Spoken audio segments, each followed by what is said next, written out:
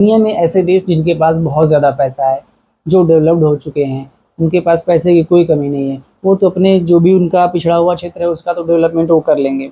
लेकिन ऐसे क्षेत्र, ऐसे देश जिनके पास पैसा नहीं है, वो क्या करेंगे? उनकी वो किन चीज़ों में निवेश करेंगे, किन चीज़ों में वो इन्वेस्ट करेंगे, कौन से सेक्टर में इन्वेस्ट करेंगे?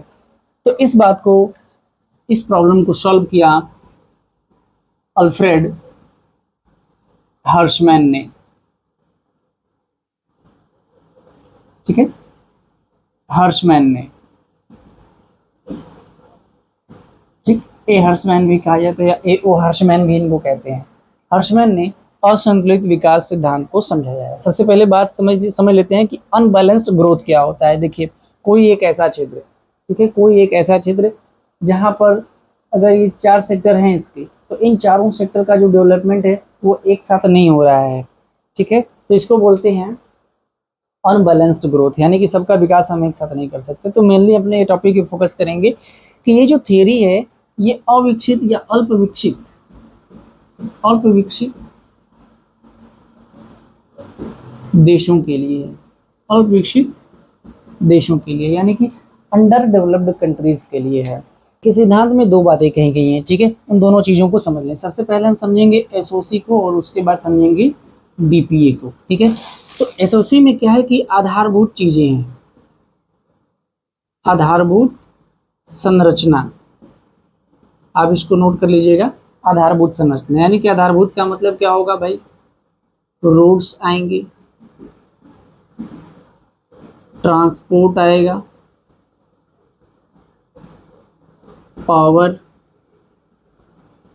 Electricity, agriculture. ठीक है, ये सब चीजें इसमें शामिल की जाएंगी एसओसी में।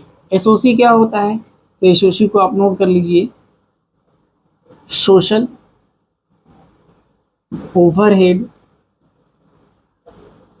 Social overhead capital. बीपीए क्या होता है?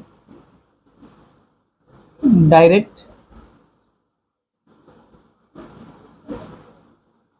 Product activity. ठीक है, दो चीजें हैं यहाँ पे, इसको ध्यान से समझते हैं, बड़ी इंटरेस्टिंग चीज है। ठीक है, जब ये लगा कि भाई देखिए, हम जो अल्प विकसित देश हैं, अंडर डेवलपमेंट कंट्रीज हैं, जिनके पास पैसा नहीं है, उनको क्या करना चाहिए, वो किस तरीके से खुद को डेवलपमेंट करेंगे। तो हर्षमैन ने यहाँ पर दो चीजें बताई हैं। एक तो एसओसी की बात की है, जो कि आधारभूत संरचना है, जो बेसिक नीड प्रोवाइड करने के लिए लोगों को। दूसरा है डीपली डायरेक्ट प्रोडक्ट एक्टिविटी, यानी कि जो इसमें इसके इससे जुड़ा हुआ है। ठीक है, अभी मैं लिंकेज की बात करूंगा कि लिंकेज इफेक्ट क्या है। अब देखिए, बीपीए में क्या आएगा? बीपीए में आपकी आ जाएगी इंडस्ट्री, बीपीए में आ जाएगा ट्रेड, बीपीए में आ जाएगा शॉपिंग कॉम्प्लेक्स, जो बड़े बड़े शॉपिंग कॉम्प्लेक्स होते हैं। ठीक है, और स्मॉल स्केल प्रोडक्ट हो जाएगा, स्मॉल स्केल प्रोडक्ट। ठीक है, अब देखिए, यानी कि हर्षमैन का कहना था कि जो हमारी बेसिक नीड्स हैं, जो आधारभूत अवसंरचनाएं हैं, यदि हम आधारभूत अवसंरचनाओं में, जैसे कि हम रोड बनाए, है ना, ट्रांसपोर्ट की हम व्यवस्था करेंगे, इलेक्ट्रिसिटी की व्यवस्था करेंगे, पावर यानी कि हम जो शक्ति के संसाधन हैं हम उनकी व्यवस्था करेंगे, एग्रीकल्चर पर हम थोड़ा ध्यान देंगे, तो ये जो चीजें हैं ये ऑटोमेटिक बन जाएंगी। यानी कि ये जो होगा ये सरकार द्वारा इन्वेस्टमेंट किया जाएगा। एसओसी में जो इन्वेस्टमेंट होता है, आप नोट कर लीजिएगा इसको, सरकार के द्वारा होता है, जबकि बीपीए में जो इन्वेस्टमेंट होता है वो प्राइवेट सेक्टर के द्वारा होता है। ठीक है, तो हर्षमैन का कहना था कि जो सरकारें हैं वो इन चीजों में अगर निवेश करें, किसकी सरकारें? अल्प विकसित देशों की सरकारें। ठीक है, तो ये अपने आप बढ़ जाएगा। तो ये बढ़ेगा कैसे? तो इसको समझते हैं एक डायग्राम के माध्यम से। यहाँ पर एक डायग्राम बनाते हैं। ठीक है, ये जो एक्स एक्सिस होगा और ये वाई एक्सिस होगा। ठीक है, तो जो एक्स एक्सिस होगा ये एसओसी को बताएगा, वाई एक्सिस डीपीए को डिनोट कर रहा है, डीपीए को बता रहा है। अब समझते हैं, यहाँ पर 45 डिग्री पे एक कर्व जा रहा है। ठीक है, और ये जो कर्व है ना, ये समान विकास को दिखाता है, ठीक है। ये सामान जो है कि प्रोडक्ट को दिखाता है, ठीक है। ये बैलेंस्ड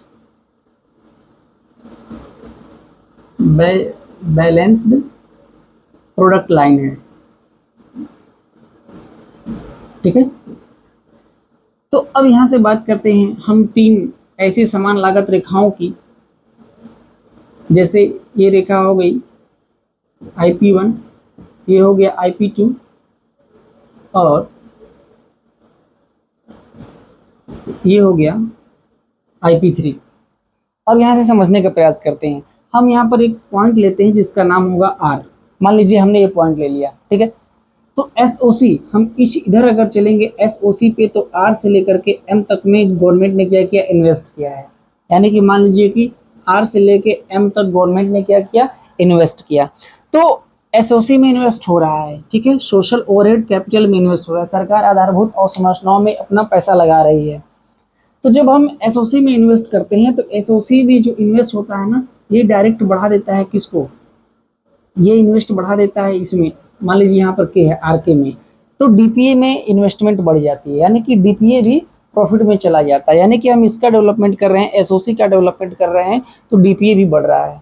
मान लीजिए सरकार और ज़्यादा पैसा लगाती है, यहाँ पर एक लाइन ले लेते हैं, मान लीजिए ये ऐसा है, ठीक है। ये जो लाइन है ना, ये 45 डिग्री वाली लाइन, यहाँ पर SOC is equal to DPA हो रहा है। यानी कि जो आधारभूत संरचनाएं जिनमें सरकार निवेश कर रही है, तो इस पॉइंट पर आकर के DPA भी उसी के बराबर हो जाता है, जो कि प्राइवेट सेक्टर द्वारा उसकी जो क्षतिपूर्ति की जाती है, उसमें प्राइवेट सेक्टर के द्वारा जो भी अपना इन्वेस्टमेंट खुद का लगाया जा रहा है, या लोगों ने अपना निजी इन्वेस्टमेंट लगा। भाई ऐसा तो है नहीं ना कि सरकार इन्वेस्ट कर रही है और लोग बैठ के खा रहे हैं, ऐसा तो है नहीं। तो सरकार इन्वेस्ट करेगी तो लोग भी उस पर चलेंगे, जैसे सरकार रोड बनाएगी तो लोग गाड़ियों से उसमें जाएंगे, ठीक है। ये चीज़ें हैं। तो अब यहाँ पर जैसे मान लीजिए सरकार ने और ज़्यादा पैसा लगाया, ये पॉइंट एक ले लेते हैं P, ठीक है। तो सरकार ने इसमें जब पैसा लगाया तो DPA भी बढ़ेगा, ठीक है। ये मान लीजिए क्या हो Q।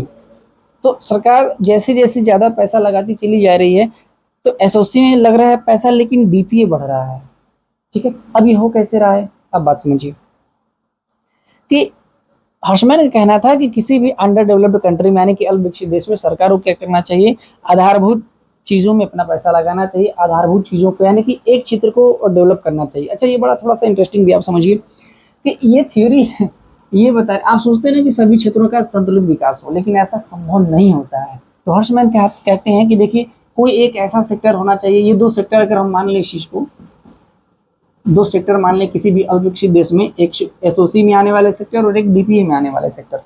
तो इन दोनों में जो आने वाले जो सेक्टर हैं, इनको हम दो भागों में अगर डिवाइड करते हैं सरकार के अंदर किसी भी अल्प विकसित देश में, तो दो तरीके से, इस तरीके से हमने डिवाइड कर लिया। तो हर्षमैन कहते हैं कि एक में आप इन्वेस्ट करेंगे तो दूसरा अपने आप बढ़ जाएगा, ठीक है। कैसे बढ़ेगा, तो उसको वो लिंकेज इफेक्ट से बताते हैं।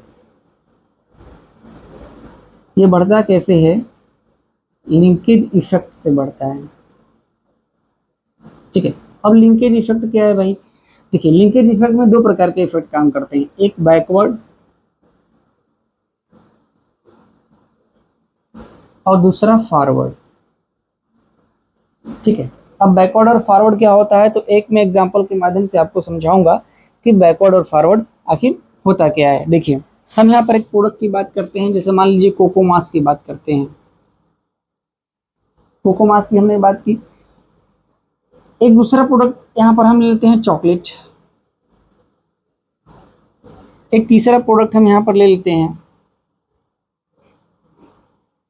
कोको बटर, ठीक है। तीन प्रोडक्ट हमने यहाँ पर ले लिया, इस चीज़ को मैं आपको समझाऊंगा। तीन प्रोडक्ट हमने यहाँ पर ले लिया है, एक है कोको बटर, दूसरा है कोकोमास और ये है चॉकलेट। अब लिंकेज इफेक्ट में दो चीज़ें सामने आती हैं, एक होता है बैकवर्ड इफेक्ट और एक होता है फॉरवर्ड इफेक्ट, ठीक है, या बैकवर्ड लिंकेज और फॉरवर्ड लिंकेज। जो बैकवर्ड लिंकेज होता है ये तब यूज़ किया जाता है जब देश अल्प विकसित हो, सरकार के पास कम पैसा हो, सरकार सभी सेक्टर में एक समान रूप से अपना पैसा नहीं लगा सकती है, सिर्फ कुछ ही सेक्टर्स में वो पैसा लगा सकती है। तो सवाल ये उठता है कि कौन से सेक्टर में सरकार अपना पैसा लगाएगी। तो जैसे कि बैकवर्ड लिंकेज क्या होता है, या बैकवर्ड इफेक्ट कब प्रभावी होगा, जैसे मान लीजिए कि कोकोमास क्या है, एक फसल है, ठीक है। एग्रीकल्चर में आता है, फसल है। अब सरकार ने पैसा लगाया कोकोमास में। अब कोकोमास से बनता है चॉकलेट। चॉकलेट कहाँ बनेगा भाई? तो इंडस्ट्री में बनेगा, इसका ट्रेड होगा, शॉपिंग कॉम्प्लेक्स में ये बिकेगा, स्मॉल स्केल प्रोडक्ट इसका बनेगा। तो सरकार ने इसमें पैसा लगाया। जब कोकोमास की खेती को सरकार ने बढ़ावा दिया तो ये ऑटोमेटिक जो है कि जब कोकोमास ऑटोमेटिक जब बढ़ा तो ये चॉकलेट बनना स्टार्ट हो गया। अब कोको बटर क्या है? जब सरकारें एडवांस हो जाती हैं, पैसा बहुत ज़्यादा हो जाता है, तो ना तो कोकोमास पे ध्यान दिया जाएगा, ना तो चॉकलेट पे ध्यान दिया जाएगा। ध्यान किस पे देंगे? कोको बटर पे ध्यान देंगे। ठीक है, तो कोको बटर पे सरकार एडवांस पैसा लगा रही है, कह रही है कि नहीं हमको कोको बटर चाहिए, हम वो मैन्युफैक्चर करेंगे। अच्छा, ये कब कर पाएंगे? जब कोकोमास में कोई कमी नहीं होगी तब ये कोको बटर को मैन्युफैक्चर कर पाएंगे। ठीक है, तो ये एडवांस जो बहुत ज़्यादा डेवलप्ड कंट्रीज होती हैं, है ना, जिसको हम डेवलप विकसित देश कहते हैं, डेवलप्ड कंट्रीज कहते हैं, ये कंट्रीज के पास पैसा होता है, सीधे कहते हैं कि लाओ हम प्रोडक्ट बनाएंगे, हम जो है कि अपने हिसाब से चीज़ों को मैनेज करेंगे। लेकिन जो अंडर डेवलप्ड कंट्रीज हैं, हर्षमैन के हिसाब से उनको एसओसी में अपना पैसा लगाना चाहिए, जिसकी वजह से डीपी अपने आप आगे बढ़ता हुआ चला जाता है। दुनिया के किसी भी देश को आप उठा करके देख लीजिए, भारत ने भी खुद जो आज़ादी के बाद अपना पैसा एसओसी में ही लगाया हुआ है। तो उम्मीद है कि ये चीज़ आपको समझ में आई होगी। समझ में आई है तो कमेंट करके जरूर बताइएगा।